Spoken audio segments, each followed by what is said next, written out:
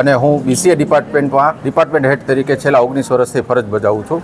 આપ સૌ જાણો છો એ મુજબ રામ જન્મભૂમિ અયોધ્યામાં રામ મંદિર નવનિર્માણ પામી રહ્યું છે. એ સંદર્ભે અમારી કોલેજે પણ એક ભવ્ય કાર્યક્રમનું આયોજન કરેલું, જેમાં અમારી જ કોલેજની 3 વિદ્યાર્થીની બહેનો રામ, લક્ષ્મણ, જાનકી અને એક 7મા ધોરણમાં ભણતો બાળક હનુમાનજી બનેલો, જેમની શોભાયાત્રા અમારી કોલેજમાં નીકળેલી.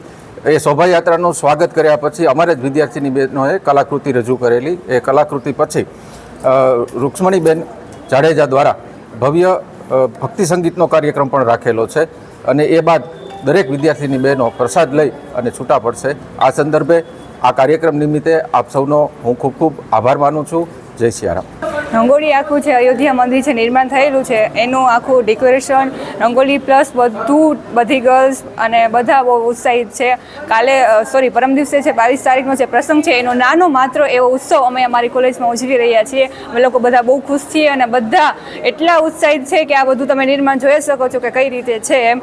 અને આ રંગોળી પ્લસ ઉપર જે કાર્યક્રમ છે બધું અમે લોકોએ મેનેજ કરેલું છે અને બધા બહુ ખુશ છીએ. કેટલા વિદ્યાર્થીઓ આમાં રંગોળીમાં બનાવવા માટે ભેગા થયા?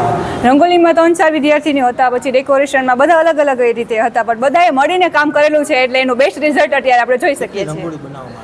રંગોળી અત્યારે એક જ છે, મેઇન છે આખું જે મંદિર છે, રામ મંદિર જે બન્યું છે ને એની આખું બનાવેલું છે.